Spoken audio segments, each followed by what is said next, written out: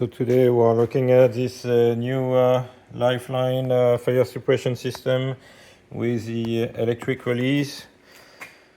Pretty similar to the other videos I did on the Lifeline stuff. The kits are getting even more and more skimpy. You are getting less hose. On the previous kits we used to have a heat shield that doesn't exist anymore. You still don't have the dampers that you have to buy separately.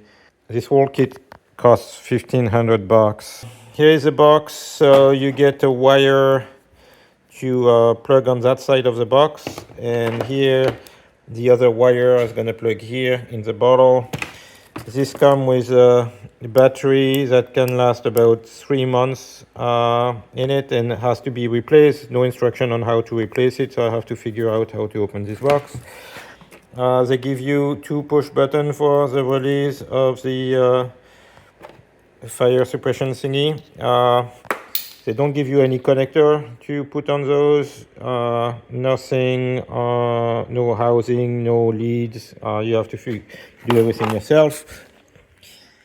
And the way you wire this is, so this is going to be connected to the bottle here. This is connected here, and basically the switches are gonna sit in between those two.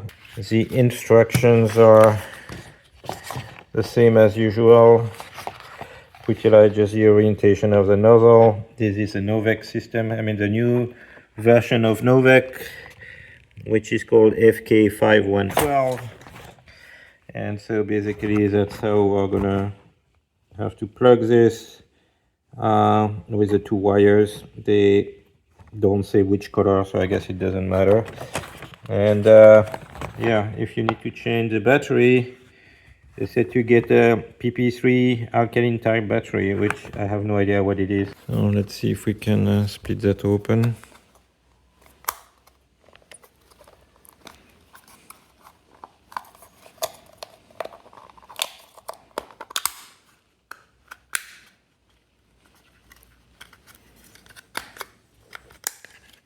Okay, so it's actually a 9-volt battery that is in there.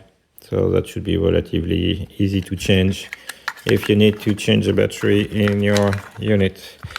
Same battery as for the intercom. I think I saw 3D prints with better fitment than this, but yeah, not a very good design for the box. Actually, the box already cracked here. They could have done a sliding mechanism, something much better than this. So here's this skid plate. I put my rubber mounts to the floor. Had to be careful with the stock fuel lines on the side there. Mounted here on the floor. Same thing with the rubber mount. Yeah, the rubber mounts.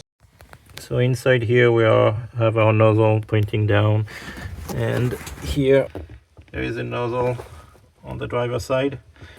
Both fronts are joined here and then run through the center console here. This is the front connection here, connected to the bottle, and here that's the hose going under the engine bay.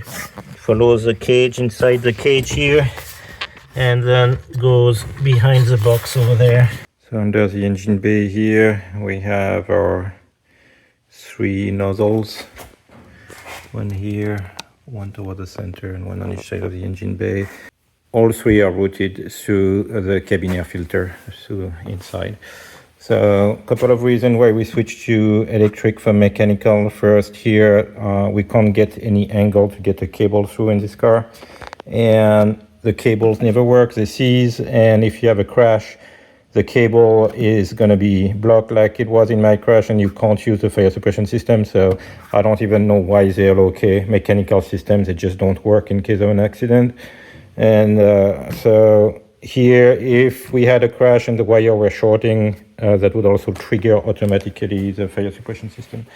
I put it on the coil. I 3D printed a little piece like this so that I could secure the button to it, and then just when we zip tie to the existing coil and run the wire under the coil here, going through the cabin air filter underneath to get inside. For the switch on the inside, I 3D printed this little insert here that is gonna come and click directly in the hole of the dash. So here we put the sticker for the outside. Here the inside trigger. So this is where we secure the box with the battery. Down here we have the bottle. I'm gonna connect the wire so that we can test. We make sure this is in the isolated position in the center. The bottom is to test lead. Top is armed system, so we don't want that arm, we want it isolated here in the center. I'm gonna press the button here if everything goes good. I'm pressing that turns green here, meaning this button works. I'm gonna do the same thing with my button here. Pressing, yeah, it works. Perfect. So installation is complete. So to prevent accidental trigger of the button, I 3D printed those caps.